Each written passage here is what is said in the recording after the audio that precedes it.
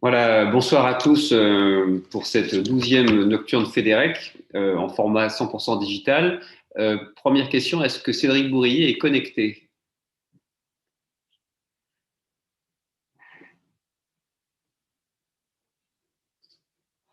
Ah, il est là. Oui. Je lui la parole, oui. Bien, la régie m'informe que M. Bourrier est parmi nous, donc on démarre cette soirée. Donc bonsoir à tous, merci de votre présence, M. Bourrier. On se côtoie maintenant assez régulièrement depuis 3 ans et avec des contacts très réguliers avec vos services. Donc cette nocturne avec également François Escoffier, nouvellement élu à la présidence de Fédérec. Donc soirée qui va se dérouler en 4 temps. Je vais faire une introduction un petit peu rapide du sujet. Ensuite, on passera la parole à François Escoffier, président de Fédérec. Et puis, M. Bourrier, vous nous donnerez un petit peu votre éclairage sur le thème de ce soir, décret de la loi économie circulaire, quelles nouvelles avancées. Et puis ensuite, on aura un temps de questions-réponses avec les participants. Donc, sans plus attendre la dynamique de cet échange, Fédérec a été très actif sur cette loi dans la première phase sur la préparation de la feuille de route économie circulaire, et puis qui s'est transcrite dans cette fameuse loi anti-gaspillage, économie circulaire, loi qui a, j'irai à travers le débat parlementaire, s'est fortement enrichie. S'agissant des relations donc, avec vous-même, on a eu l'occasion de gérer 2 crises, je dirais. Déjà, vous nous avez bien aidé sur la crise de l'enfouissement. On a eu quelques échanges à cette période-là. Et puis, plus récemment, avec vos services, on a géré la crise Covid, donc comment maintenir l'activité du recyclage opérationnel. Et puis, moi, j'ai été, je dirais, vraiment très, très touché par la qualité des échanges qu'on a eus avec vous-même, avec vos services, avec la manière dont vous avez, je dirais, ouvert le dialogue, nous avez éclairé également sur ce calendrier de tous ces décrets. C'est vrai qu'on a des textes à foison. Vous avez été très pédagogique, vous avez pris le temps d'écouter les parties prenantes. Voilà, et on a bien senti votre volonté, je dirais, d'asseoir l'industrie du recyclage, voilà, comme un élément clé de la souveraineté du pays en matière stratégique en particulier. Et donc voilà, les enjeux particuliers de cette loi sur je dirais, le cœur des éco-organismes. Donc c'est un petit peu la particularité française d'avoir des dispositifs peut-être à l'avant-garde, on va dire, des directives européennes, et en tout cas un outil de transformation de l'économie, d'accélération, de mettre des moyens nouveaux, passer du traitement des déchets à vraiment la production de ressources pour notre pays, sans oublier la question de la recyclabilité qui a été, j'irais, appelée de ses voeux par la Fédération et que vous avez su transcrire dans ces textes. Donc voilà, sans plus attendre, je laisse la parole à François Escoffier pour qu'il introduise un petit peu ses éléments aussi pour ce soir, avant de continuer. Donc François. Bonsoir à tous, merci Manuel. Bonsoir, je suis Monsieur Cédric Bourrier. Je suis ravi de démarrer cette première nocturne avec vous. Je voulais saluer aussi Martha de Cidrac et Véronique Rioton de cette parlementaire qui sont connectés ce soir aussi. Pour vous présenter, j'habite à Annecy. Je dirige l'entreprise familiale Escoffier, éponyme, et qui est une entreprise de 400 salariés. On appelle ça une ETI aujourd'hui, avec une zone de chalandise sur deux départements alpins et qui exerce un peu tous les métiers de notre profession. C'est-à-dire, on a démarré avec les ferrailles et les métaux, et puis au fur et à mesure des années, des besoins de nos clients, on a allongé notre gamme de services, passant par les cartons, les plastiques, les palettes, les déchets dangereux, les collectes sélectives. C'est une entreprise assez représentative de ce qui se fait dans la profession, qui travaille avec beaucoup de partenaires industriels, des collectivités et aussi pas mal d'éco-organismes. J'ai démarré il y a une trentaine d'années aux côtés de mon frère, et puis on a succédé à nos parents, à mon père et à mon oncle. Quand j'ai démarré, le métier n'était pas autant sur le devant de la scène qu'aujourd'hui. On était beaucoup moins sur la scène médiatique. Il fallait faire le grand pas en avant de l'industrialisation de notre métier, s'accaparer des technologies. Et je trouve que c'est un signal fort qui a été envoyé au cours de cette année. Et notre reconnaissance en tant qu'acteur essentiel confirme notre place incontournable dans la vie du pays, son indépendance énergétique, son indépendance du point de vue des ressources. Et c'est une satisfaction de voir l'évolution de notre profession, due aux législateurs et due aussi aux entreprises qui ont su s'accaparer ces opportunités et monter en gamme, en technologie, en performance. Le contexte réglementaire est un des piliers de nos activités, puisque et on compte énormément sur vous dans les échanges et dans les discussions, comme l'a souligné Manuel. J'ai suivi de près la loi AGEC et les travaux qui s'y réfèrent. Je pense qu'il est primordial qu'on se donne un temps nécessaire à la compréhension de ce que font les uns et les autres parfois. Et notre idée, c'est vraiment d'ancrer ces nouvelles règles dans le marbre et d'y trouver une application pratique. Et dans ce sens-là, Fédérec est vraiment le partenaire technique pour aider le législateur sur le mode pratique. Et puis, s'accaparer aussi l'ensemble des impacts environnementaux et économiques aussi, puisque, j'allais dire, sans économie, il n'y a pas d'entreprise et il n'y a pas d'équilibre. J'avais trois sujets importants à évoquer avec vous. Le premier sujet, c'est le sujet des REP, comme vous pouviez vous y attendre, et notamment la loi AGEC qui apporte deux changements majeurs, un nouveau cadre général de fonctionnement de ces filières et la création, l'extension de filières REP. La vision de la profession, c'est que les REP ont été créés pour le bien de l'environnement et que nos entreprises y ont forcément participé en apportant, j'allais dire, le lieu d'exercice. C'est-à-dire l'institution a créé le cadre réglementaire, on a créé le cadre de collecte pour le citoyen et ensuite le cadre de tri, de transformation, il a été assumé par les entreprises de Fédérec aux côtés des éco-organismes. Et je pense qu'il y a un équilibre qui a été trouvé parfois avec certains. Tiens, j'en profite pour saluer la connexion de M. Brabant, qui fait partie des éco-organismes exemplaires, je tiens à le souligner. Et donc, souvent, on a eu du mal à trouver des équilibres. Je me fais l'écho de la profession, des équilibres, notamment les équilibres financiers, parce que c'est réellement les entreprises qui investissent sur leur site pour permettre le tri de ces produits-là. Et j'allais dire, la vie du déchet ne peut pas se faire aux dépens de celle-ci. Et souvent, les investissements sont colossaux et les retours sur investissement sont un tout petit peu beaucoup plus difficiles.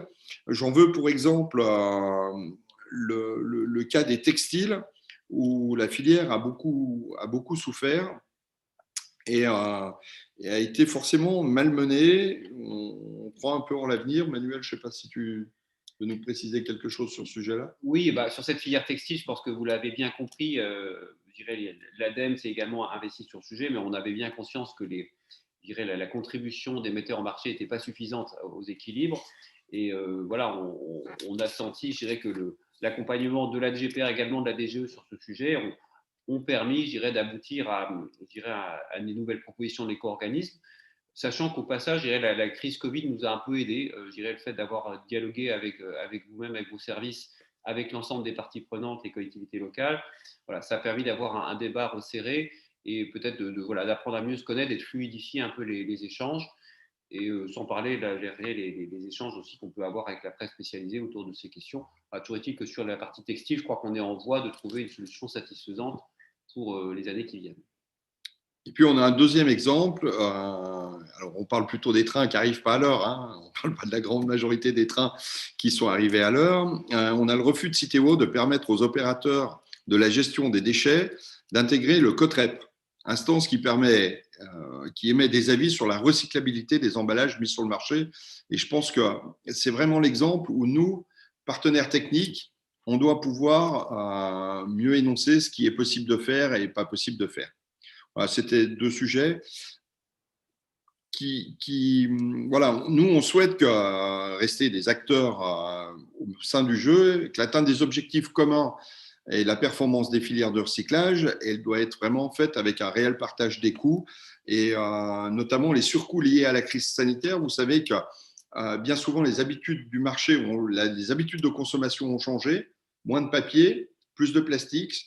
sur les centres de tri en multimatériaux, eh bien, il y a eu une inversion des flux et forcément, ça a créé des déséquilibres financiers importants et on a de nombreuses difficultés. En tout cas, le cadre législatif permet peu dans les marchés de revenir là-dessus via des avenants, via des discussions. C'est assez difficile et compliqué.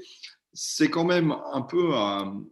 je vous parle en tant que professionnel, c'est quand même un peu frustrant quand on a fait les efforts, ce qui s'est passé dans mon entreprise notamment, les efforts pour rester ouvert en début de crise du Covid. Je ne sais pas si vous vous souvenez, les gens avaient peur, il y avait un mélange de messages qui fait qu'il a fallu se battre pour garder les centres de tri ouverts. La plupart des centres de tri en régie, certains, nombreux, ont fermé. Les entreprises privées sont plutôt restées ouvertes et finalement, à la fin, c'est plus une soustraction qu'une addition. Donc, voilà, j'espère avoir votre écoute dans ce sens-là. Et puis, naturellement, on a accueilli favorablement la création des comités des parties prenantes et les nouvelles missions du CIFREP. Et on espère que ça permettra un rééquilibrage parfois des forces quand il y a des dysfonctionnements, puisqu'il n'y a pas que des dysfonctionnements. Vous l'aviez compris. Un autre sujet que j'aurais voulu évoquer avec vous, c'est la définition des opérations de tri-performance.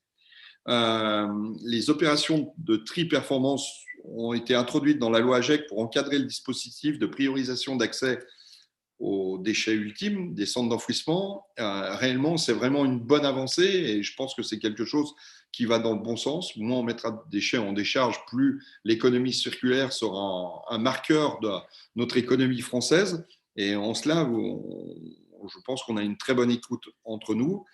Il n'empêche que c'est surtout pour apporter une solution à la saturation des capacités de stockage. Et c'est une priorisation qui répondait vraiment à notre demande. On aimerait deux choses. La première, l'opération de broyage des BHU est vraiment une opération de tri performant. C'est-à-dire, on sépare la matière et la séparation de la matière, mais c'est vraiment le tri. Donc, on voudrait que ça soit reconnu dans ce sens-là. Et puis, on aimerait aussi prendre le temps de la discussion sur tout un tas de choses et que, j'allais dire, entre la législation, les décrets d'application, qu'on reste quand même au cœur des échanges avec vos services qui sont très bons. Hein. C'est pas une plainte d'insatisfaction, mais c'est plutôt une question d'alerte puisque je pense qu'il faut vraiment qu'on soit prudent pour arriver à pratiquer l'excellence dans ce sens-là. Et puis, le troisième sujet, qui est un sujet central de nos filières, pourquoi on travaille aujourd'hui, pourquoi on trie, pourquoi on valorise, c'est l'incorporation des matières premières issues du recyclage. On se félicite que la loi AGEC prévoit ces possibilités d'adopter par décret des taux obligatoires d'incorporation. On se félicite de la dynamique européenne qui est lancée autour du plastique et on souhaite l'extension dans ce sens, mais à prévoir des investissements conséquents par rapport à ça. Et je pense qu'il faut qu'on ait toutes nos questions-réponses et notre écoute dans ce sens-là. Et puis, on souhaite vraiment participer à l'effort que la France puisse impulser la fixation de taux obligatoires, notamment du point de vue européen, dans les filières métalliques où le gain de CO2 est significatif et colossal. Voilà, contribuer à l'atteinte des objectifs de la neutralité carbone qui est fixée par l'Europe. FEDEREC est à vos côtés pour y participer et je pense que c'est une façon d'élever le niveau de nos métiers, d'atteindre l'excellence et on sait que vous y êtes attachés et vous pouvez compter sur nous comme partenaires dans ce sens-là. Merci François. Écoutez, je vous propose qu'on va ouvrir le micro là pour M. Bourrier de manière à ce qu'on puisse commencer à ouvrir les échanges. Parfait, merci. Bonsoir à vous, bonsoir à tous. Alors, je n'avais pas conscience qu'il y aurait des parlementaires. Et quels parlementaires? Les rapporteurs de la loi anti-gaspillage et puis un éco-organisme, moi, M. Brabant, qui participerait. Donc, tant mieux et bravo pour cette organisation et ce côté très transversal de l'échange qu'on aura aujourd'hui. D'abord, je vous remercie pour les remerciements que vous avez adressés, alors certes à moi, mais surtout beaucoup aux équipes. Et je pense que ce sont des équipes qui méritent d'être saluées, effectivement, dans la gestion de la crise Covid, de façon très opérationnelle ou dans le travail d'écoute et essayer de faire au mieux pour prendre en compte les aspirations légitimes des uns et des autres dans la préparation de la loi, dans l'accompagnement ou la discussion avec les parlementaires pour établir les réglages fins de la loi et puis maintenant dans un texte d'application. Ce sont vraiment, je pense, des équipes méritantes. Vous avez souligné leurs compétences, même si elles ne sont pas là et qu'elles n'entendront jamais ce que je dis là. Je vous confirme cette compétence et la fierté que j'ai de travailler avec ces équipes-là. Pour venir directement au point que vous avez mentionné, alors tous les deux, vous avez mentionné l'un puis après l'autre, prendre le temps de la réflexion. C'est une expression que vous avez eue l'un et l'autre pour l'élaboration intégrale d'application.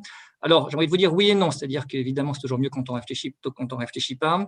Mais à l'inverse, on est extrêmement ambitieux sur l'élaboration des textes d'application de la loi anti-gaspillage. Tant que les textes ne sont pas là, la loi n'est pas applicable, enfin, pour certaines de ces dispositions.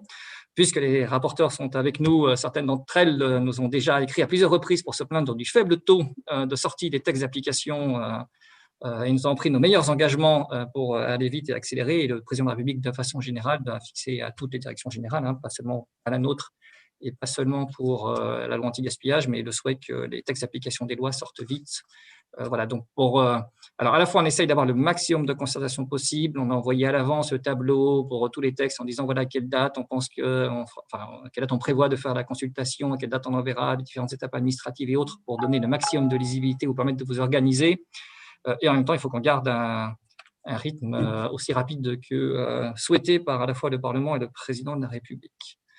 Sur les thèmes que vous avez évoqués, je retiens qu'il y a donc le thème REP, qu'il y a le thème définition des opérations de tri performant et qu'il y a le thème taux d'incorporation.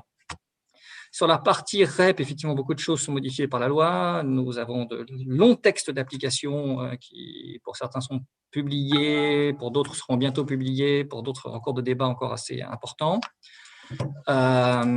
Sur les questions d'équilibre financier, ou sur les questions d'appui financier, ce sont deux termes différents que vous avez utilisés, et sur le refus ou pas de Citeo de vous intégrer au COTREP, sur le comité des parties prenantes, sur la CFREP ou sur les derniers programmes en termes textiles. Je pense qu'il y a un point commun dans tout ça, qui est qu'il nous appartient de trouver le juste équilibre entre faire en sorte que cette responsabilité élargie des producteurs reste une responsabilité des producteurs et que quelque part ils aient des marges de manœuvre et qu'ils soient comptables et rendus responsables du résultat final, mais qu'ils aient une certaine liberté sur les moyens, ce qui est quand même l'esprit général au niveau européen, pour être très franc, et la France réglemente beaucoup plus ses éco-organismes et ses filières REP que la moyenne européenne et que le reste des pays européens.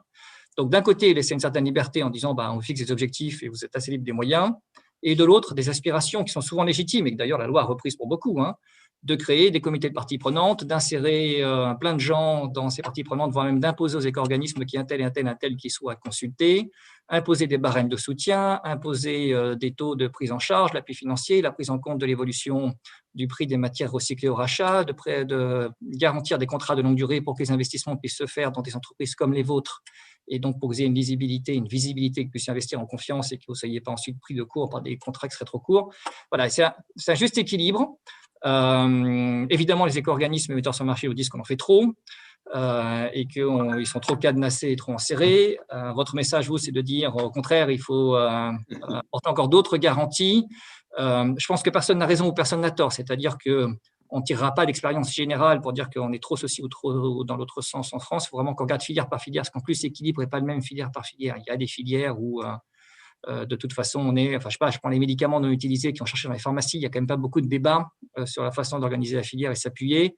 À l'inverse, sur les emballages où il y a de ménagers, où il y a de tout et rien en termes d'emballage, où il y a plusieurs organisations différentes entre en régie en s'appuyant sur les entreprises privées, où chaque résine de plastique n'a pas la même logique, on va mettre le PET recyclé, le RPET, le marché se tient, tout le monde se l'arrache et on est plus en train de gérer une ressource rare sur laquelle tout le monde a des vues. Et à l'inverse, on a, vous l'avez dit, le papier, on a des difficultés de débouchés et se pose la question de qui doit assumer la facture de tout ça et qui doit se débrouiller pour trouver des débouchés. Voilà, donc il faut qu'on ait une approche spécifique au sein des spécifiques et trouver à chaque fois le bon équilibre entre lâcher un peu la bride dans un principe de responsabilité des producteurs et donner des garanties sur le débat, la participation des marchés, qui soient des lots suffisamment faits pour que les PME puissent pouvoir y contribuer, garantir une visibilité, une longueur de marché qui permet aux entreprises d'investir, les entreprises clientes, ces éco-organismes, et qui ne se retrouvent pas face à un énorme éco-organisme qui imposerait des conditions intenables.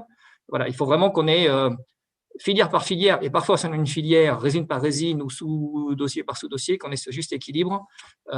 J'entends vos attentes, elles sont légitimes. Comme je vous l'ai dit, il y a des attentes des producteurs qui sont opposées et qui, dans une certaine mesure, sont légitimes aussi. Il faut vraiment à chaque fois qu'on essaie de trouver ce juste équilibre.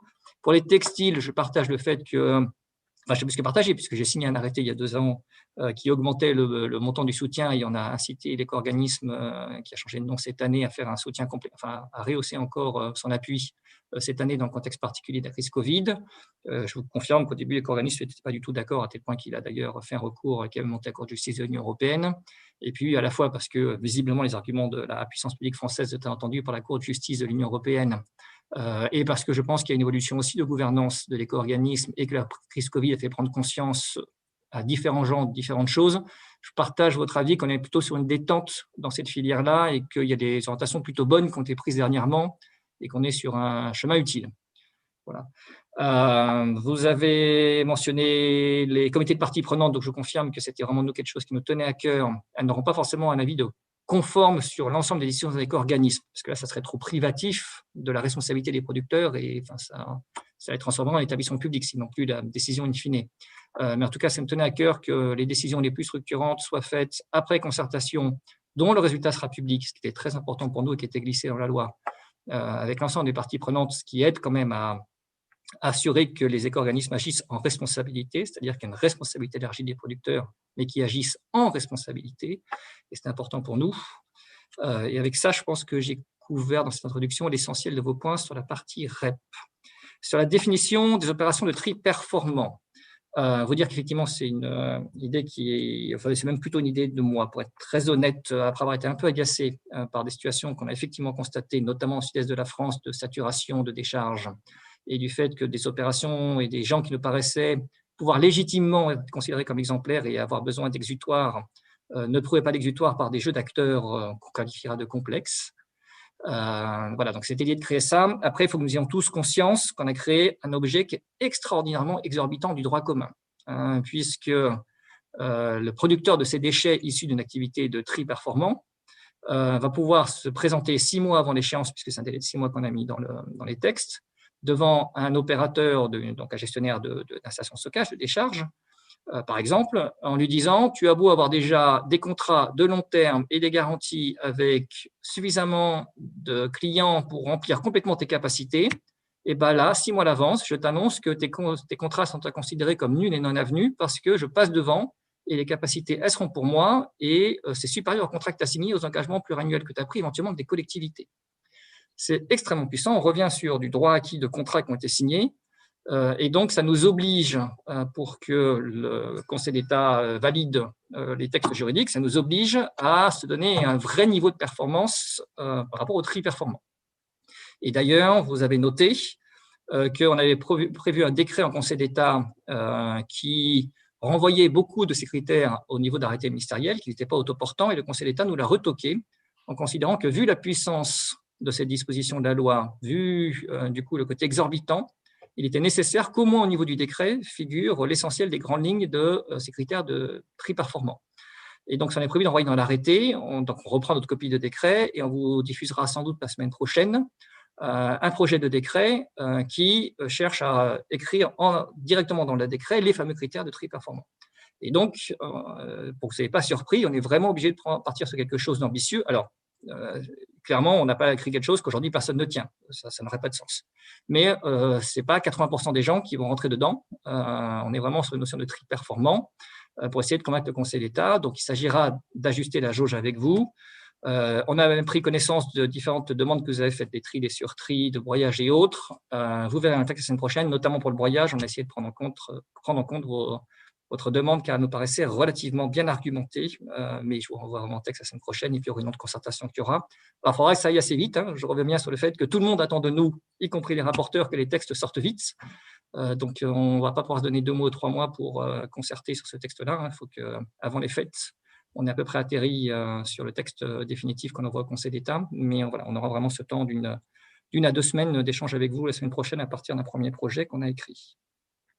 Et sur les taux d'incorporation obligatoires, alors, bon, vous dire qu'évidemment, c'est une option assez magique pour garantir un marché, un débouché et surtout un montant de prix pour les opérations de réutilisation de matières premières secondaires et donc pour toute la chaîne qui va du tri jusqu'à la préparation de ces matières premières secondaires. C'est beaucoup plus satisfaisant sur un plan intellectuel qu'une taxe sur la matière vierge ou qu'un soutien financier, parce qu'on ne sait jamais à combien il faut placer le soutien financier, ce n'est pas une garantie de volume en tant que tel, c'est un débat qui peut être très long, et les circonstances de marché peuvent changer d'une fois sur l'autre, alors que les obligations d'incorporation, elles en méritent de garantir le volume, d'ajuster le prix en fonction du volume, c'est quand même plus simple pour un marché, et donner de la visibilité. La difficulté de cet outil-là, c'est qu'en toute théorie, on ne peut pas prendre de dispositions strictement nationales. C'est une restriction un peu importante par rapport à la libre circulation des biens sur le marché unique européen. Et donc, on est censé, d'une part, s'en tenir à ce qui est prévu dans le marché européen, ce qui est le cas, par exemple, avec des objectifs d'incorporation de plastique dans les bouteilles, notamment bouteilles à usage unique. Donc ça, évidemment, on le transposera, ce n'est pas une difficulté. Et après, si on en fait d'autres, il faut qu'on les notifie à Bruxelles en justifiant de la stricte nécessité et de la proportionnalité, ce qui est une science qui n'est pas exacte. Voilà. Donc on restera quand même prudent dans les obligations extra-européennes qu'on pourra mettre dans ce domaine-là. Ça ne veut pas dire qu'on se l'interdit. Et par ailleurs, vous aviez suggérer que la France porte au niveau européen des choses comme ça, par contre, ça pose beaucoup moins de difficultés juridiques de compatibilité avec l'européen, et ça fait partie des choses qu'on a en tête. D'ailleurs, j'attire votre attention sur le fait que, typiquement, pour les emballages, parce que c'est quand même les emballages qui représentent une bonne partie de nos flux de matière, que ce soit le plastique, bien sûr, mais aussi le métal et autres, la directive sur les emballages, qui est le bon outil juridique pour avoir de telles obligations, sera révisée, c'est dans le Green Deal de la Commission européenne, dans le paquet économie circulaire, et que l'essentiel de cette directive sera débattu sous présidence française de l'Union européenne au premier semestre 2022. Donc, on a un levier. On a un calendrier, on a un levier, on est plutôt sur du début 2022, et évidemment, je ne vais pas dévoiler à la place de la ministre qui le fera dans les prochains jours ce que sont ses priorités en matière d'écologie pour la présidence française de l'Union européenne, mais évidemment que ce sujet ne sera pas oublié. Avec ça, je pense ne pas avoir fait d'impasse sur les questions initiales que vous aviez posées. Vous en posez d'autres. Merci en tout cas de ces éclaircissements. Oui, alors peut-être je voulais déjà passer la parole à la salle. Est-ce que, voilà, dans les personnes qui sont connectées, est-ce qu'il y a déjà des questions que vous voudriez poser parmi les adhérents déjà peut-être, ou parmi nos partenaires? Je regarde la régie si on a des questions. Levez la main. Donc levez la main et puis Romain, la régie va vous donner la parole. Vous vous présentez bien sûr quand vous posez votre question. Donc voilà, on a une question de Jean-Philippe Carpentier. Donc, on lui donne la parole. Jean-Philippe, voilà. Bonjour, Jean-Philippe Carpentier. Merci à tous pour cette brillante présentation. Une question pour M. Bourrier. On a parlé de beaucoup de secteurs, mais on a oublié un secteur qui me semble important, c'est le BTP, avec ses 40 millions de tonnes. Et j'ai vu dans la presse qu'il y avait un projet de décret qui porterait sur une traçabilité sur les devis liés à l'enlèvement, à la gestion des déchets et travaux de construction. Et je voulais savoir si cette traçabilité allait se concrétiser par une obligation de remontée de données ou seulement rester du B2B, de l'information entre le client et le fournisseur sur les déchets. Est-ce qu'on va avoir une remontée? Parce qu'en fait, on manque de chiffres fiables sur le BTP et c'est peut-être l'occasion d'en avoir un peu plus en traçabilité. Merci. Il faut donner la parole. Un à un ou par groupe de questions, c'est comme vous voulez. Oh non, ça va être plus dynamique, non? C'est vous qui voyez. Alors, sur ce point précis, d'abord, ce n'est pas BTP, hein, c'est bien bâtiment. On a tendance, parce que depuis toujours, on met BTP en un seul bloc, à avoir l'expression BTP qui vient en bouche, mais là, c'est bien sur des bâtiments que la loi s'est limitée, et à juste titre, je crois que ce n'est pas contesté hein, aujourd'hui. La question de travaux publics et des terres étant très différente dans ses enjeux et dans ses performances. Sur la partie bâtiment, effectivement, on travaille sur un certain nombre de choses, traçabilité. En réalité, c'est déjà prévu par la loi anti-gaspillage de mettre en place un dispositif de traçabilité pour les déchets du bâtiment. Donc, c'est ça qu'il s'agit de mettre en œuvre. Ça fait partie des points de réglage de savoir si on fusionne l'ensemble d'une grande base de données qui serait mise à disposition notamment, par exemple, de l'ADEME et qui aiderait à avoir beaucoup de traçabilité. Est-ce qu'on confie ça à la filière, puisqu'il y aura une filière REP du bâtiment? Est-ce qu'on considère que ça reste en B2B? Ça fait partie des points de réglage. Cela étant, de l'outil réglementaire, j'appelle votre attention sur le fait que dans le plan de relance, dans les 500 millions pour l'économie circulaire, il est prévu une petite ligne pour aider les entreprises à mettre en place ce dispositif de traçabilité pour les déchets du bâtiment. Donc, on n'agit pas qu'avec le levier réglementaire, on aura aussi un levier de soutien financier vis-à-vis de la filière pour faire en sorte que cette traçabilité, dont je partage complètement par rapport à ce que disait Jean-Philippe Carpentier, que c'est un enjeu majeur et qui est encore devant nous. Voilà, on souhaite mobiliser à la fois l'outil réglementaire, mais aussi le soutien financier de l'État pour pouvoir progresser dans ce domaine. Très bien, merci pour la réponse à la question. On a une nouvelle question de Sébastien Thomas. Donc Sébastien, vous pouvez vous présenter rapidement. On vous donne la parole. Est-ce que vous m'entendez? Oui, c'est bon. Bonjour. Je dirige une petite société de négoce de ferraille. Donc, j'ai un gros panel de petits fournisseurs qui vont faire 500-600 tonnes de ferraille par mois. Ils vont généralement faire tout le type de déchets aussi. Je suis extrêmement gêné, voire choqué du discours de M. Bourrier, parce que je ne vois pas ces gens-là venir du jour au lendemain devenir des entreprises performantes. Or, le recyclage aujourd'hui, c'est une multitude de petites entreprises. Dans ces centaines de petites entreprises, quelques-unes vont atteindre la taille de M. Escoffier et quelques-unes vont pouvoir atteindre la taille de grands groupes dans 10, 15 ou 20 ans. Et j'ai un peu l'impression qu'on va les exclure et que le choix des entreprises performantes va être un processus qui me gêne même au niveau de la démocratie. Je trouve ça très obscur et très technocratique. Voilà. Alors moi, je veux bien déjà faire un premier niveau de réponse pour Sébastien. Bon, ce qu'il faut retenir, c'est que cette notion de l'arrêté sur le tri performant ne concerne que les entreprises qui génèrent des refus de tri. Donc, a priori, ne doit pas être votre cas. C'est-à-dire qu'en fait, on s'intéresse, cette dynamique, elle est là pour essayer de sécuriser les débouchés, donc pour les refus de tri ultimes des process complexes. Voilà, donc je ne pense pas que vous soyez concerné par ça. Voilà, c'est l'objectif principal, mais M. Bourrier peut compléter la réponse. Oui, alors peut-être dire deux choses. D'abord, il ne s'agit pas de faire une liste d'entreprises. D'abord, ce serait épuisant, et ensuite, je ne sais pas comment on la ferait de façon intelligente et concentrée et qui la ferait.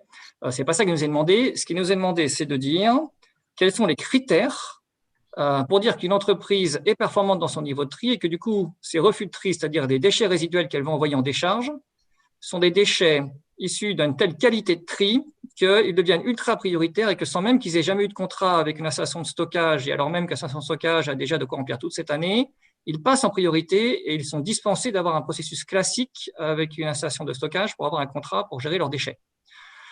Et donc, le projet de texte qui va circuler, ce n'est pas une liste d'entreprises, ça va être des critères en type de pourcentage de tri et donc pourcentage de refus de tri, ça va être des tonnages résiduels et ainsi de suite. Donc voilà, donc on n'est pas du tout sur du népotisme, de la non-démocratie, enfin en tout cas j'espère. On va revenir au même. Pardon ? Ça va faire un effet entonnoir. Les grandes entreprises et les entreprises d'une certaine taille ont la capacité d'avoir des spécialistes. Les spécialistes vont à la fois pouvoir fournir les graphes, les informations qui sont nécessaires à la sélection.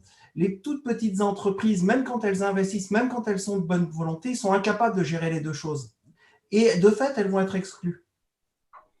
Alors, je vous invite à lire le projet d'arrêté, parce que tel qu'on l'a conçu, on n'a pas prévu quelque chose qui nécessite d'avoir 8 salariés Bac plus 10 pour être capable de répondre à la question. Un bilan matière, ce qui rentre, ce qui sort, normalement suffira. D'ailleurs, une des difficultés qui avait été identifiée par Frédéric, et donc on va vous suivre sur ce point-là par rapport au dispositif qui était identifié initialement, était que c'était de la simple l'autodéclaration d'entreprise, et qu'ensuite il fallait envoyer ça à l'installation de stockage, et que c'est l'exploitant de stockage qui vérifiait, s'assurait que, et ça vous embêtait, et donc on fera faire ça par une entreprise, enfin on fera faire un contrôle par une entreprise extérieure, plutôt que par les exploitants d'installations de stockage. Voilà, mais on est sur des choses relativement simples. Je vous ai vraiment lire le projet de texte en lien avec votre fédération qui pourra vous le fournir dès qu'on l'aura envoyé. Voilà, on est vraiment sur des choses très simples parce que de toute façon, on souhaite que les gens passent leur temps à exploiter les installations et non pas passent leur temps à remplir des papiers ou à faire des calculs. Merci de prendre ça en compte. Merci, on va laisser François Escoffier continuer un peu sur ce thème-là.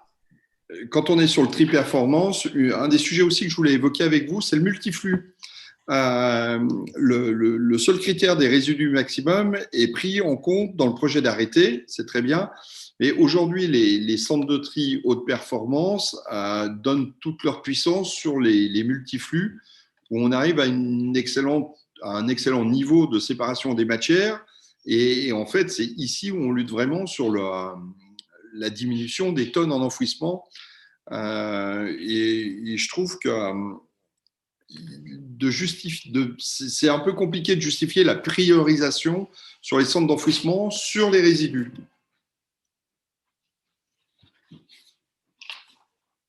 Alors, je ne suis pas sûr de comprendre votre question, en tout cas votre contre-proposition. C'est de bien prendre en compte le multiflux plutôt que le monomatériau sur les centres de tri. Oui, cela étant, s'il y a multiflux et qu'on sait dire comment on a traité chacun des flux, à l'arrivée, ça marchera. Oui, ben c'est à la sortie. En fait, la problématique, c'est surtout à la sortie. C'est ça. Voilà. C'est ça. C'est ça. Bah, pareil, j'ai le sentiment que le projet d'arrêté qui va vous être envoyé, il fonctionne sur ce point-là. Jugez sur pièce. Voilà, c'est ça. Voilà. Et sinon, proposez les amendements qui vous paraissent utiles. En tout cas, on a essayé déjà de prendre en compte ce qu'on comprenait de beaucoup de vos demandes. Parfait, merci beaucoup. Très bien. On donne la parole à la question suivante de Christian Brabant. Tout le monde connaît. Christian, on t'ouvre le micro.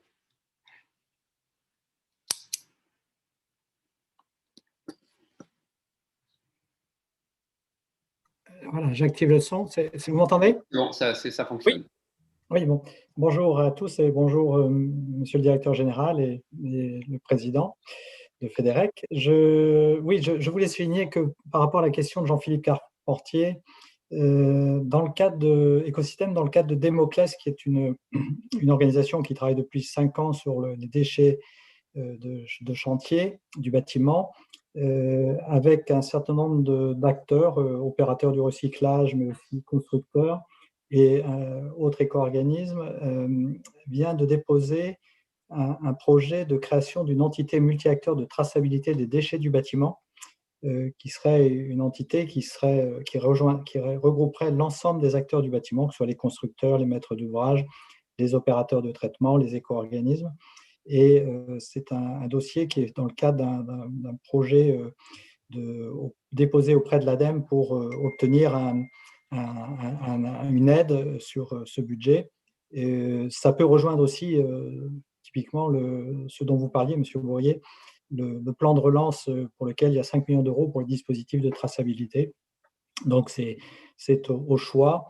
Et il y a 41 fédérations et entreprises qui soutiennent cette opération au-delà des 6 financeurs, des préfinanceurs. Donc voilà, juste pour indiquer que Jean-Philippe, il y a toute une démarche engagée et FEDEREC soutient cette opération d'ailleurs.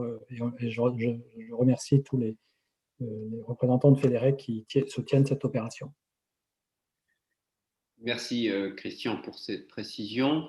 Peut-être maintenant on laisse la parole à une question de Tess Pozzi, donc, qui a rejoint le conseil d'administration de FEDEREC tout récemment en tant que présidente de la commission D3E. Donc Tess, on vous laisse prendre la parole.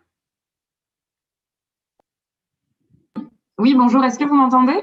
Très bien. Oui, c'est bon. Très bien. Merci beaucoup, Monsieur Bourrier, pour ces échanges. Je tenais tout d'abord à saluer le travail commun qui a été mené sur le projet de texte sur le tri performant qui, je pense, comme vous le voyez, avec toutes les questions qui sont posées à ce sujet, nous préoccupe depuis un moment important.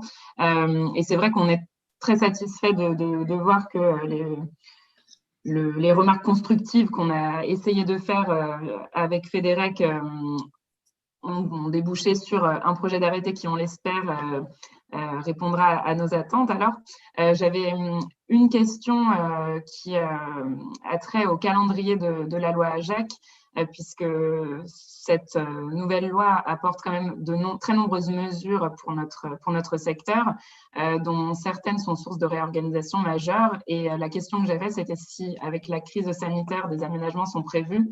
Je pense par exemple à la mise en place de certaines filières REP qui nécessitent vraiment des réorganisations et des échanges qui n'ont pas forcément pu commencer, en tout cas qui ont pu prendre du retard, par exemple sur la nouvelle filière REP sur les véhicules hors d'usage, par exemple.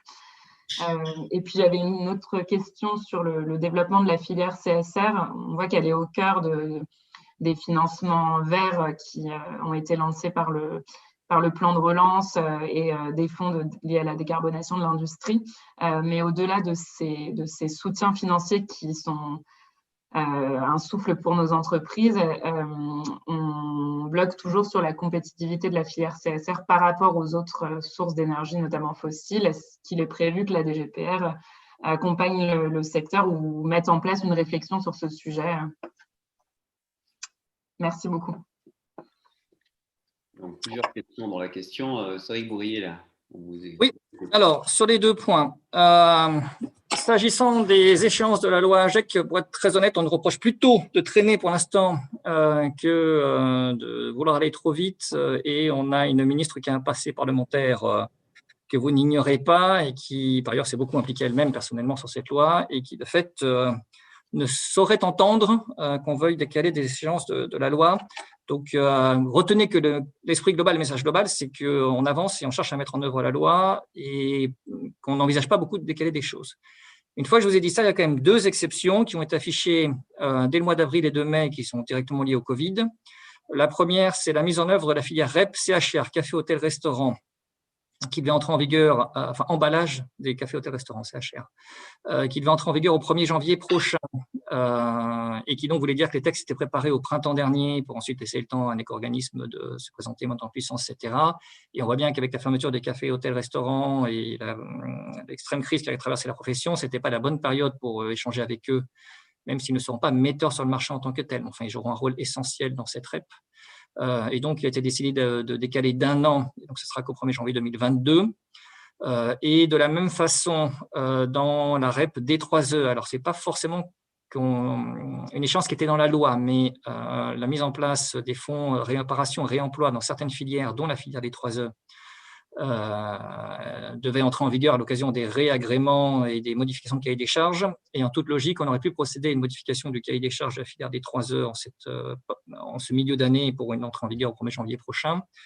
Et là encore, en lien avec l'ensemble des acteurs, on a fait le choix de dire que c'est qu'en fin d'année prochaine qu'on procédera à une modification profonde du cahier des charges et du réagrément complet des éco-organismes, et donc qu'on aura l'entrée en vigueur des fonds réparation et réemploi, parce que, pareil, il aurait fallu en discuter au printemps et en début d'été avec tout le monde et que les gens n'étaient pas du tout en capacité d'échanger avec nous, que ce soit les metteurs sur le marché, les entreprises qui pourraient bénéficier de ces fonds, les acteurs associatifs. Voilà, donc plutôt que faire du non-travail et faire n'importe quoi sur des sujets qui étaient sensibles et majeurs, il a été choisi de se donner un an de plus. Voilà. Mais a priori, ce sont les seuls décalages validés par les autorités ministérielles et sont les seuls décalages qu'on envisage à ce jour.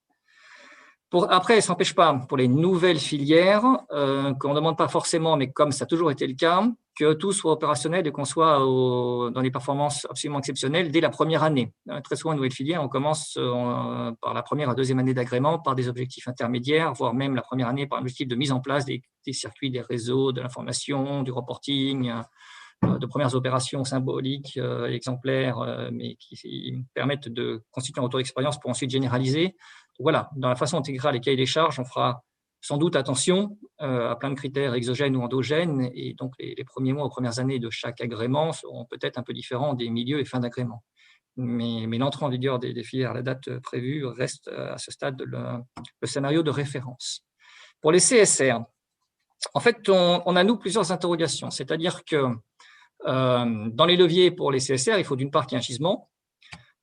D'autre part, il faut que les conditions techniques et l'encadrement réglementaire ne dissuadent pas de faire l'investissement. Et troisièmement, il faut que l'environnement économique s'y prête, et notamment les aides de soutien public.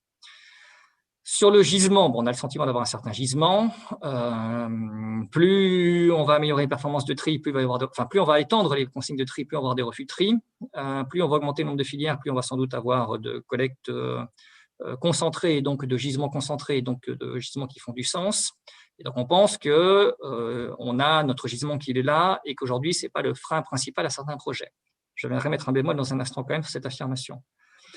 Sur les conditions réglementaires, et notamment la réglementation, il s'agit de trouver un juste équilibre, puisqu'il faut quand même se le dire, les CSR, c'est de l'incinération de déchets qu'on propose, qui peuvent contenir des plastiques ou qui peuvent contenir des peintures, des produits de traitement du bois, et donc potentiellement quand même des questions de dioxine, dioxyde bromé, émissions de métaux lourds.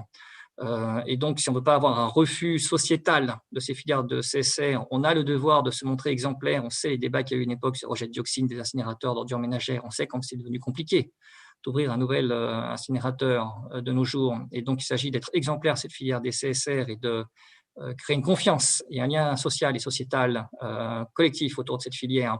Et donc, une réglementation qui a été établie en ce sens. Le premier retour d'expérience nous amène à considérer que, sans remettre en cause le lien de confiance en donnant la même garantie environnementale, on peut assouplir un peu les choses, et c'est l'objet du projet, plus que projet, parce qu'il est en cours de publication, mais du projet d'arrêté qui simplifie les règles tout en gardant un objectif ambitieux de protection environnementale. Et donc, on a retravaillé récemment ce volet-là de l'encadrement réglementaire. Puis il y a le troisième volet, qui est celui sur lequel vous m'avez interrogé, qui est le volet financier. Bon.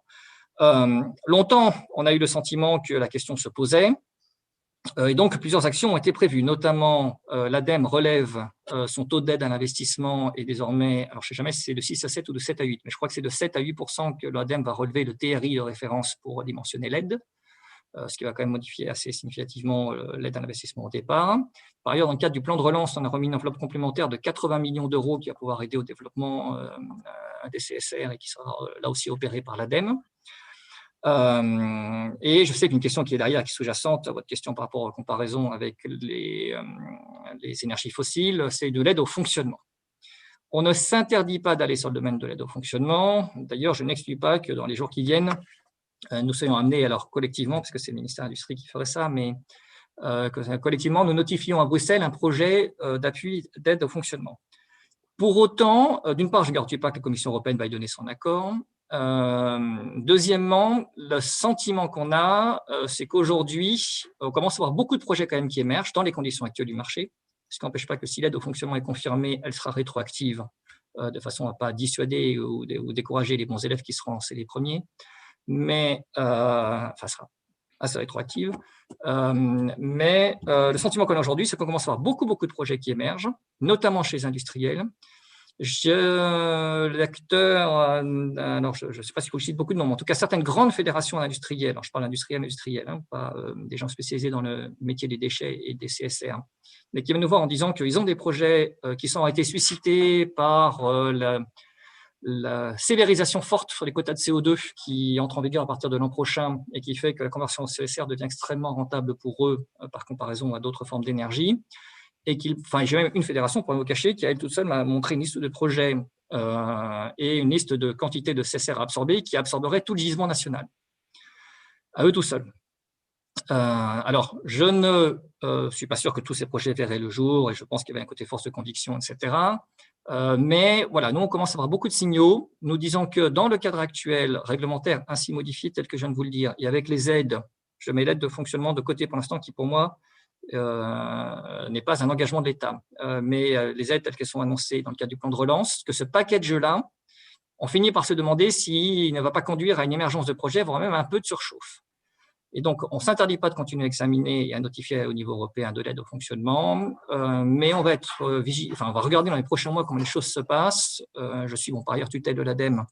On regarde les dossiers qui sont passés ces derniers temps. On a beaucoup de gros dossiers CSR qui sont arrivés à l'ADEME et qui ont été validés.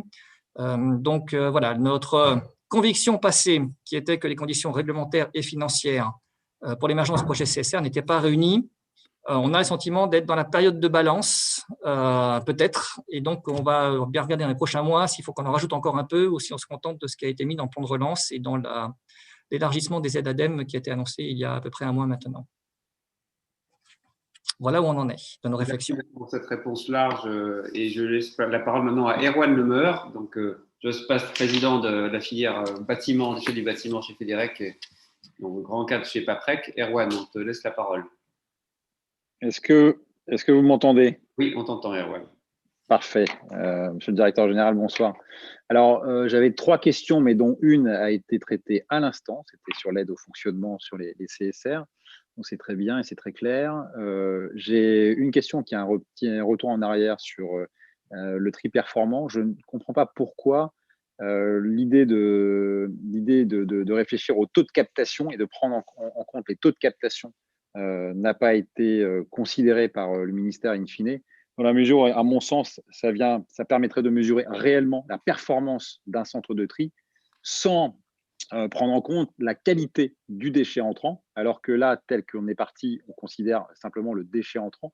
Et il me semble que ce sera assez facile d'être considéré comme centre de tri performant. Et donc, ce n'est pas forcément une aide réelle ou une direction réelle qu'on vient prendre, qu'on vient demander aux entreprises pour investir dans des chaînes de tri de plus en plus performantes. Donc, je suis un peu frustré de voir que l'idée de taux de captation n'a pas été retenue. Ça, c'est le premier point. Et puis, le deuxième point, donc la deuxième question, concerne plus la partie bâtiment, que je connais un peu mieux. Et donc, la REP bâtiment qui devrait prendre forme dans les mois qui viennent. Et sur un point précis, dans la REP bâtiment, il y a l'idée de résorber les dépôts sauvages, de faire en sorte qu'il n'y ait plus de dépôts sauvages à terme, beaucoup moins de dépôts sauvages.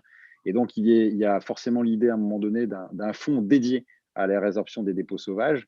Est-ce que, pour éviter que ce soit un puits sans fond, justement, est-ce qu'il peut y avoir l'idée à un moment donné de mettre en place ou de renforcer une police verte ou d'aider en tout cas les maires à avoir beaucoup plus de percussion au niveau des apporteurs, au niveau de la création des dépôts sauvages, justement, pour éviter qu'on mette de l'argent pour résorber les dépôts sauvages et que les déchets reviennent extrêmement vite.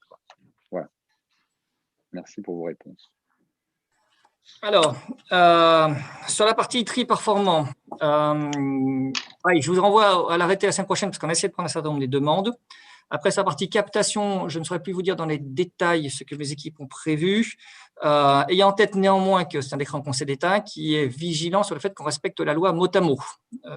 Indépendamment de l'esprit de la loi, le Conseil d'État, lui, certes est sensible à l'esprit, mais est encore plus au mot à mot. Et donc, il faut que le dispositif qu'on mette en place colle parfaitement avec la définition que la loi a donnée des critères qu'on peut appliquer.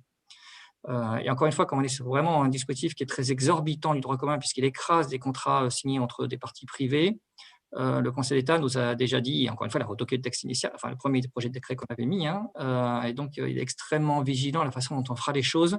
Donc, ma réponse vraiment de temps, regardez dans le texte pour voir si, dans la mesure où on a essayé de prendre beaucoup des demandes de Fédérec, si les avancées répondent pleinement ou quasi pleinement à vos demandes.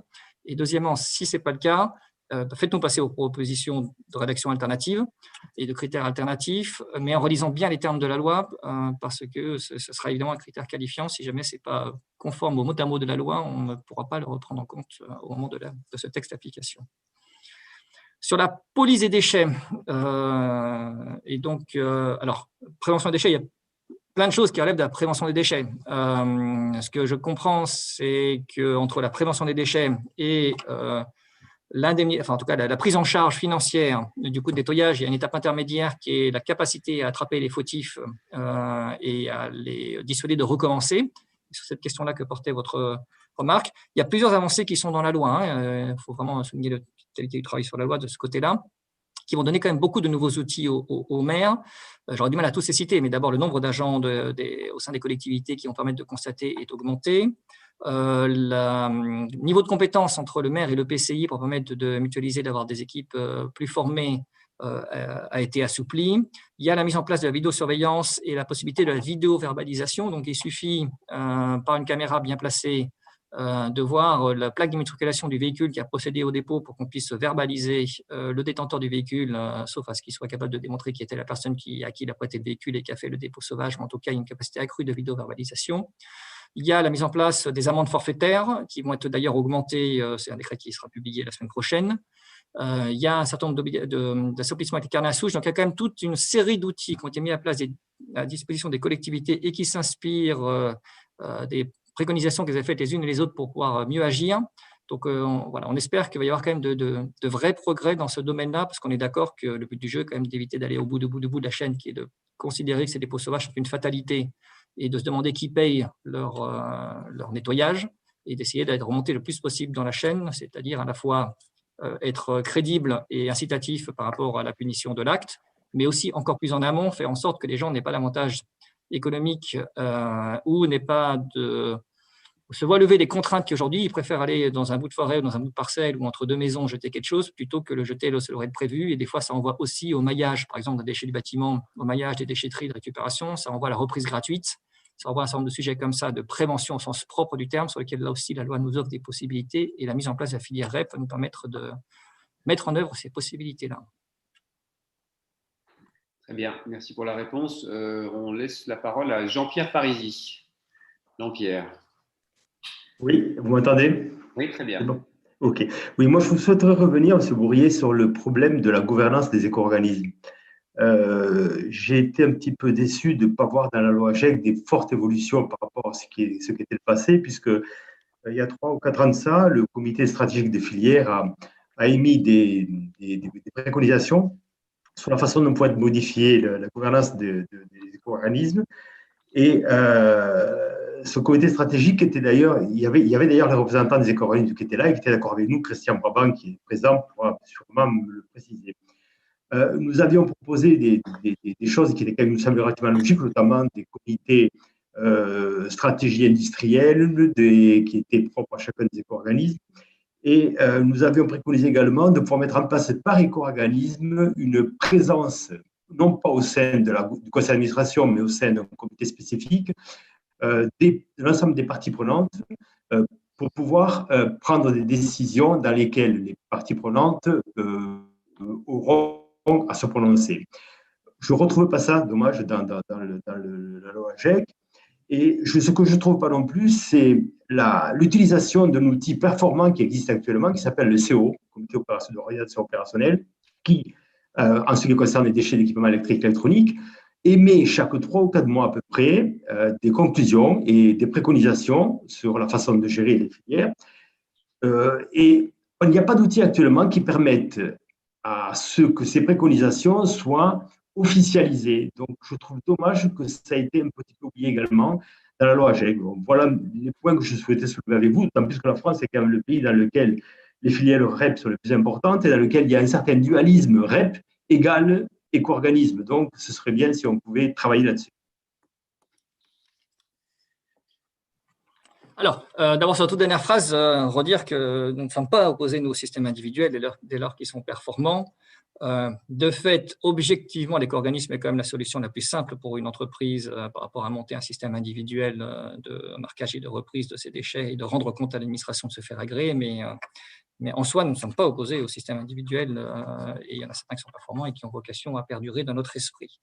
Pour revenir à votre question, d'abord, redire, même si je vais y mettre un bémol juste après, mais redire que il s'agit d'un numéro d'équilibriste en permanence sur les éco-organismes qui sont des sociétés, qui est la liberté d'entreprendre et qui est l'émanation des producteurs, et il s'agit d'une responsabilité des producteurs, et le fait qu'on retire à ces producteurs une partie de leur responsabilité en les obligeant à consulter un tel et un tel, voir un avis conforme, et que quelque part, il nous faut trouver l'équilibre entre les laisser en responsabilité, leur garantir la liberté d'entreprendre et la responsabilité d'action, et d'un autre côté, il va falloir leur imposer trop de choses sur avec qui et comment, et en recueillant l'approbation de quelle personne. Bon. Après, par rapport au sujet que vous avez évoqué, sur la première frustration que vous avez mentionnée, je ne suis pas sûr de percevoir qu'il y a une différence avec le comité de parties prenantes qui a bien été repris dans la loi et qui est imposé par tous les éco-organismes et qui inclura notamment les acteurs que vous êtes. En tout cas, c'est bien quelque chose qui est prévu, et dans le décret sur les dits transverses sur les REP, puisqu'on a 2 décrets, un sur les transverses, l'autre sectoriel, cette disposition-là est bien reprise et de plein droit vos entreprises, alors pas toutes évidemment, dans des grandes filières, il peut y avoir des dizaines, des centaines de prestataires, mais des représentants des métiers que vous êtes devront être dans ce comité des parties prenantes qui rendra un avis sur de nombreuses dispositions. Oui, simplement, peut-être que quand même la différence qu'il y a, c'est que le comité de parties prenantes se réunit minimum, je crois, 1 fois par an, donc et à la demande de l'éco-organisme, alors que le CO, par exemple, tel qu'on le pratique, nous, il se réunit 4 fois par an et il émet chaque fois, d'abord, nous sommes paritaires, et il émet des avis qui sont applicables de suite, quoi. Donc, Alors, je suis d'accord, mais justement, pour moi, le CO est différent de ce comité des parties prenantes. Ce comité des parties prenantes, il est d'abord très large, c'est-à-dire que pour le coup, l'éco-organisme et les metteurs sur le marché, ils seront ultra minoritaires, puisque dedans, il y a des représentants des collectivités, des associations, des traiteurs gestionnaires de déchets. Donc là, on n'est même plus sur du paritaire, hein, on est sur les parties prenantes qui sont ultra majoritaires dans ce comité. Et sur la fréquence, en réalité, la fréquence elle est guidée non pas par une obligation matérielle qui serait que par principe, c'est tous les X jours qu'il faut se… Voilà, mais en fait, elle est guidée par la liste des décisions que l'éco-organisme est susceptible de prendre, qui ne peuvent être prises qu'après avoir consulté le comité des parties prenantes. Et donc, pour un éco-organisme qui a beaucoup de décisions à prendre et beaucoup d'actions, en réalité, ça l'obligera à revenir souvent au comité des parties prenantes. Après, il y a les COO. Ces COO, eux, ils existent déjà, et ils existent déjà sans loi. Et donc, la loi ne vient pas modifier de façon particulière ce fonctionnement-là. En fait, ils étaient prévus dans les cahiers des charges des filières REP, et probablement, alors je ne dis pas que ça sera systématique, mais probablement qu'on gardera le plus souvent ces CO dans les cahiers des charges à l'occasion de leur mise à jour ou de revisite. Pour nous, ce n'est pas tout à fait la même chose d'avoir un comité des parties prenantes, et c'est normal que la loi s'en occupe et vienne réguler ça, qui vérifie que sur des grandes décisions stratégiques, l'éco-organisme, enfin grandes, sur des décisions stratégiques, en tout cas qui ont un impact sur la filière dans son ensemble, l'amont comme l'aval, et les collectivités, l'éco-organisme soient amenés à échanger avec les parties prenantes, et ce qui est par ailleurs un certain nombre de comités plus techniques, plus ciblés, avec des participants plus ciblés, où là, ce n'était pas forcément la place de la loi de venir réguler ça, et que c'est plus la place du cahier des charges. Et donc, voilà, n'ayez pas d'inquiétude particulière, la loi n'a en rien supprimé les CO, et c'est à l'occasion des révisions du cahier des charges qu'il faut qu'on… alors, c'est normal qu'on revisite régulièrement pour savoir si ce qu'on a mis en place sert à quelque chose, est utile, est efficace. Et voilà, donc rien n'est stable par principe. Mais en tout cas, si les choses paraissent efficaces pour tout le monde dans le cadre du réexamen des cahiers des charges, il n'y a pas de raison qu'on supprime les CO correspondants. Merci. Merci. On repasse la parole à Christian Brabant qui a fait une question sur le chat. Alors peut-être c'est ça ta question, Christian. On te laisse prendre la parole. Ce n'était pas une question, c'était peut-être pour demander au directeur général de la DGPR. On a eu une annonce ce week-end de la ministre de l'Environnement et du ministre de la Justice sur le… Alors, il y avait le délit d'écocide.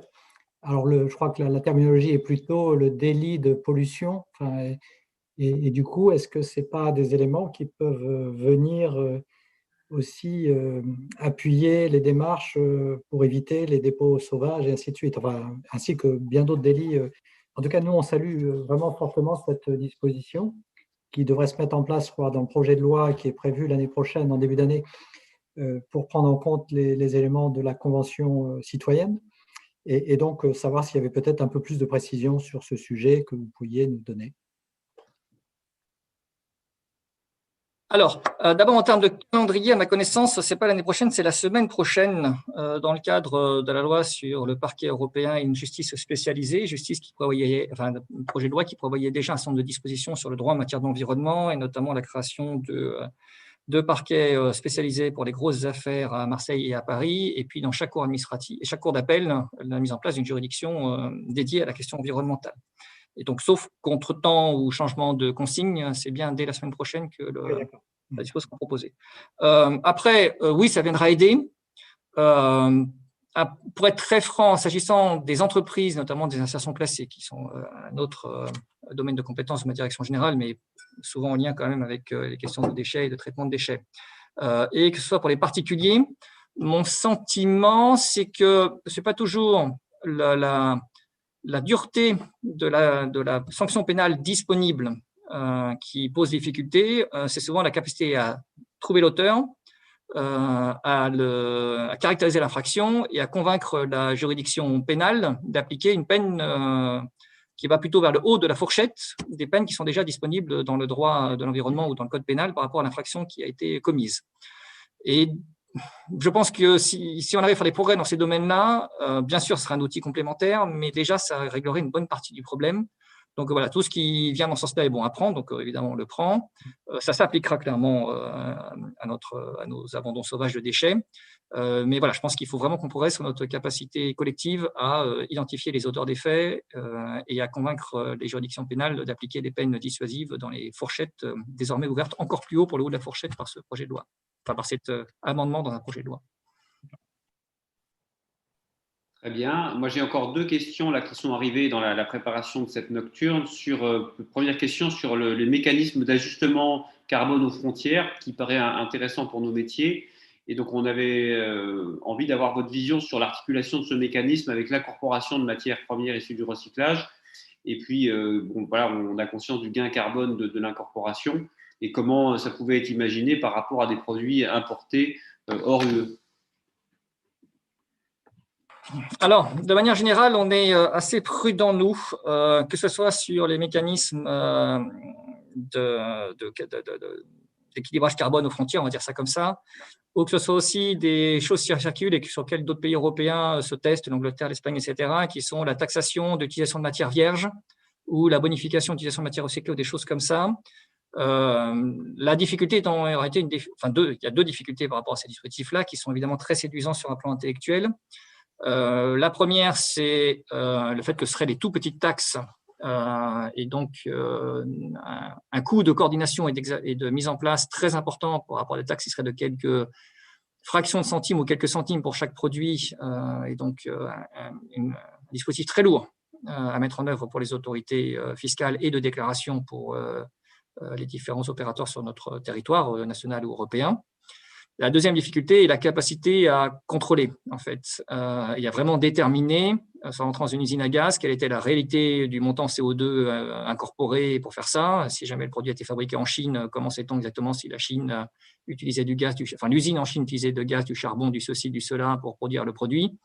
Comment on détermine l'équivalent CO2? Et puis pour le transport, est-ce que le navire est un navire méthanier ou un navire qui fonctionnait au fioul maritime traditionnel?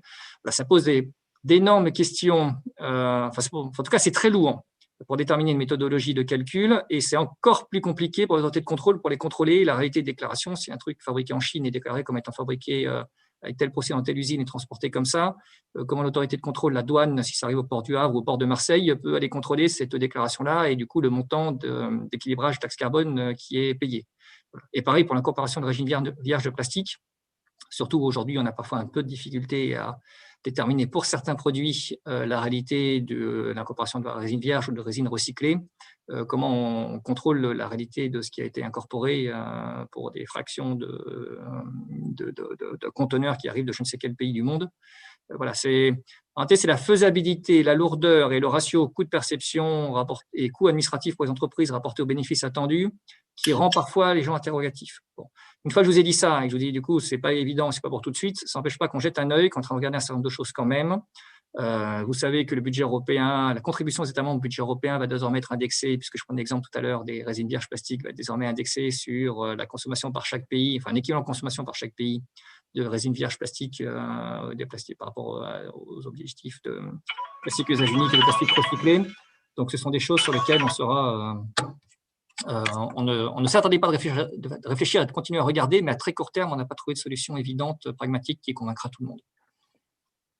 Merci. Sébastien Thomas vient de poser sur le chat une question par rapport à la fiscalité, la TVA verte, basée sur la qualité environnementale. Sébastien, tu veux reformuler ta question peut-être? Pardon. C'est bon? Oui. Oui, j'ai du mal à comprendre la multiplication des éco-organismes. J'ai un peu l'impression que l'État se défausse là-dessus plutôt que de me faire une TVA verte sur tous les produits qui peut être ajustée selon la qualité environnement des produits. Il y a des organismes capables de l'évaluer et de financer les matières premières secondaires qui en auraient besoin. C'est-à-dire que des fois, sur certains plastiques, si on donnait un coup de pouce au prix du plastique, le marché permettrait de les incorporer sans que ça soit un processus dicté par le gouvernement. L'économie des métaux a toujours été basée un petit peu là-dessus. Elle n'a jamais eu besoin d'intervention, d'administration massive. Et je préférerais, moi, personnellement, une TVA qui soit honnête et au lieu d'un système qui me semble une usine à gaz pas possible et qui prélève la valeur ajoutée quand même du recyclage et qui la met dans les mains des éco-organismes au lieu de la laisser dans les entreprises de recyclage qui vont gérer le personnel, qui vont gérer les investissements et qui vont conduire les machines. Alors, c'est une question vaste que vous posez. Un peu politique, excusez-moi. Hein. Non, mais ça ne me gêne pas, elle est vaste. Alors, je pense qu'on a plein de volets dans ce que vous avez dit. Bon, d'abord, pour les raisons que je disais tout à l'heure, une TVA ou n'importe quelle forme de taxe, vous savez, il y a sur la TGAP universelle qui revient régulièrement, etc. Une taxe qui serait fondée sur la qualité environnementale du produit, pour les raisons que je disais tout à l'heure, notamment pour ce qui est produit à l'extérieur du territoire européen ou même du territoire national, et pour lequel le contrôle des informations, des déclarations sur comment ce produit a été fabriqué et quelles sont ses qualités est extrêmement difficile à faire. Voilà, pour les raisons que je disais tout à l'heure, c'est très compliqué d'attribuer une vraie évaluation environnementale à un produit et ça serait un coût de collecte très important parce que ce serait quelques fractions de centimes par produit et ça serait des milliers ou des dizaines de milliers ou des centaines de milliers d'assujettis. Donc, pour l'administration fiscale, c'est un énorme travail pour déterminer des référentiels, procéder au contrôle et à la perception. Et toujours pareil, dans la faisabilité en tant que telle, pour le soutien en matière première secondaire, l'administration, enfin la puissance publique ne peut pas distribuer de subventions à des entreprises comme ça ou de faire du soutien à tel et tel produit matière secondaire sur le marché et autres, puisqu'on est évidemment contraint par le régime des aides d'État de l'Union européenne et on ne peut pas, de façon simple, donner des soutiens à des entreprises ou à des produits mis sur le marché par des entreprises, notamment, que ce soit matière première secondaire ou des produits neufs ou issus de résine vierge. Indépendamment de ça, par rapport à la question des éco-organismes et des filières REP, pour nous, les filières REP, c'est bien plus que la qualité des produits mis sur le marché et le soutien au recyclage. La filière REP, ça va vraiment être une approche complète sur l'ensemble du cycle de vie d'une entreprise, enfin d'un produit, par exemple, pardon. Et donc, c'est à la fois sur l'éco-conception, la réparabilité, le réemploi, et la fin de vie, que ce soit la collecte, le recyclage, mais il n'y a pas que le recyclage non plus en fin de vie. Et puis, il y a aussi des options moins satisfaisantes, mais qui arrivent dans certaines filières, qui sont la valorisation énergétique, l'incinération, pour essayer d'éviter la mise en décharge. C'est aussi un ensemble d'actions en matière de traçabilité, on en a parlé tout à l'heure. Voilà. Et donc, ces filières REP, enfin, le principe d'une filière REP, c'est quand même de permettre d'avoir une approche complète de l'ensemble de ces problématiques et de ces thématiques, et non pas de focus qui serait uniquement sur certaines propriétés environnementales qui sont mises sur le marché et puis le soutien à matière première secondaire de l'autre, et avoir une filière autoportante et des gens qui rendent compte et avoir une approche complète présente certains avantages. Après, je sais bien, évidemment, on a à chaque fois le discours inverse selon à qui je m'adresse, à quelle nocturne ou quelle diurne je participe, mais on est évidemment conscient que les éco-organismes captent aujourd'hui une partie très significative de marché, sont détenteurs de matières ou en tout cas détenteurs de droits et d'obligations qui les rendent des monstres dans tous les sens du terme, y compris le sens positif, mais voilà, des monstres en matière de négociation vis-à-vis des partenaires, et qu'il est légitime d'avoir un minimum de régulation pour éviter de tomber sur un marché qui soit complètement déséquilibré. Et c'est en ce sens où, malgré ce que je disais tout à l'heure, qui était qu'il fallait qu'on fasse attention de bien respecter la responsabilité des producteurs et de ne pas trop administrer des entreprises, sinon on risquait de se faire censurer par le Conseil constitutionnel au titre d'une atteinte disproportionnée à la liberté d'entreprendre, il est légitime d'avoir un minimum de facteurs d'équilibrage pour vérifier que les PME puissent trouver leur place, pour avoir une visibilité sur l'investissement, pour ne pas faire en sorte que ce soit vos entreprises qui subissent tout le temps et unilatéralement le risque lié à la fluctuation du prix du marché et de la revente des matières premières secondaires ou à l'absence de débouchés parce que c'est la crise Covid et que vos débouchés traditionnels sont en panne de production, faire en sorte que les conditions mises dans les contrats ne soient pas disproportionnées. Et c'est là où on a un rôle de régulation en lien avec l'autorité de la concurrence et en lien avec nos collègues de la DGCCRF. Et donc, je ne nie pas du tout le risque qui peut exister, je ne nie pas du tout votre inconfort non plus, mais la réponse, c'est plus probablement dans une meilleure régulation de ces choses-là, et la loi nous donne des outils nouveaux, plutôt qu'abandonner le principe même de filière REP, sachant que de toute façon, les plus grosses des filières REP que nous avons, qui sont aujourd'hui emballage ménager et puis à terme emballage économique et industriel et commerciaux, pardon, et les REP des 3E qui sont nos 2 ou 3 plus grosses REP à laquelle s'ajoutera bientôt bâtiment, ce sont de toute façon des REP qui sont posées par niveau européen et donc la France n'a plus de latitude par rapport à ça. De toute façon, on est bien obligé d'aller dans ce système-là. Très bien. Je crois qu'on prend une dernière question sur le chat. Alors, juste Emmanuel. Oui. Je voulais dire que un des gros défauts, indépendamment du côté peut-être politique des choses, des REP, c'est qu'en fait, elles n'encouragent pas l'éco-conception des produits. Elles n'encouragent pas un produit, les polluants par essence, un aspirateur, parce qu'il va y avoir des plastiques bromés éventuellement, des plastiques non recyclables ou trop de plastique par rapport à d'autres matières plus recyclables, ou simplement parce qu'il est trop lourd, le cas des voitures. Mais le gros défaut de l'ensemble de cette législation, c'est qu'elle n'encourage absolument pas à l'éco-conception. Et j'aimerais beaucoup que le gouvernement puisse écouter un peu les gens qui fabriquent dans le design et qui fabriquent les produits, et s'ils pouvaient les écouter discrètement, et ils s'en foutent complètement en fait, puisqu'ils vont payer toujours la même éco-contribution à peu de choses près, que le produit soit performant ou peu performant. Sébastien, on va te répondre, mais je pense que ce volet-là de la recyclabilité, c'est vrai qu'on ne l'a pas évoqué ce soir, mais il est inclus dans… J'ai juste voulu l'ajouter. Voilà, mais on va répondre. Enfin, je pense que c'est vrai que vous voyez peut répondre. Ce volet, à ma connaissance, est inclus dans le projet de loi. Je vous laisse… Alors, oui, ce qui est intéressant, c'est que donc, ce soir, je me fais presque gronder du fait que l'éco-contribution ne varie pas beaucoup en fonction que le produit soit vertueux ou pas vertueux, alors qu'on a passé la journée à se faire gronder par des metteurs sur le marché qui hurlent du projet de cahier des charges d'emballage qu'on a mis sur la table, qui crée de très importantes écomodulations, notamment sur la corporation de matières recyclées, et qui disent que ça crée une distorsion majeure du marché et que c'est intenable. Et il est vrai que, pour donner un exemple très concret, les écomodulations qu'on a proposées, et très honnêtement, qui ont de fortes chances de rester en état, au moins dans leur ambition, vont même conduire à avoir des éco-contributions négatives de certains metteurs sur le marché, et qui seront compensées évidemment par une augmentation très forte des éco-contributions par les autres metteurs sur le marché, et évidemment sur ces autres metteurs sur le marché qui râlent le plus. Ce qui s'entend. Mais non, vraiment, la loi a créé un dispositif, ça permet d'amener les éco-contributions jusqu'à 20% du coût du produit. Et je ne dis pas de l'emballage, je dis du coût du produit. Donc, pas de l'objet soumis à REP, mais bien du produit qui est vendu. Et donc, typiquement, dans le cas des emballages, qui sont encore une fois la plus grosse filière aujourd'hui et qui a le plus de leviers financiers, etc., quand vous commencez à dire que c'est 20% du prix d'une bouteille de parfum, ça commence à faire une sacrée écomodulation par rapport à des écomodulations qui aujourd'hui sont d'une fraction de centime ou 1 centime ou 2 centimes maximum pour un emballage. Là, on est… Voilà. Et donc, dès cette année, nous entrons dans les travaux pratiques et je peux vraiment vous dire que ça a chauffé aujourd'hui en commission des filières REP par rapport au projet qu'on a mis sur la table et qui se permet même d'aller, ce que la loi a ouvert, jusqu'à des éco-contributions négatives, tellement le bonus aux gens vertueux serait ambitieux. Très bien. Bah, écoutez, on arrive au terme de cette nocturne. Je crois même s'il y a encore d'autres questions qui arrivent, je crois qu'il faut à un moment s'arrêter. On voit que le sujet est passionnant. On voit que on sent quand même que vous défendez vraiment la cause de nos métiers dans un environnement complexe. Donc voilà, il nous reste à vous remercier et je laisse la parole à François pour ce mot de conclusion.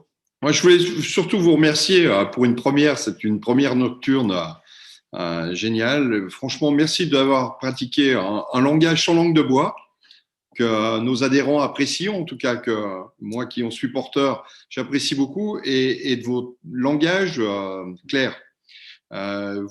J'espère que Federac est un partenaire à vos côtés et que sur les allers-retours que nous faisons seront extrêmement fructueux. En tout cas, je vous remercie pour cette belle soirée. Je remercie aussi tous les internautes et les intervenants qui ont rendu la soirée intéressante.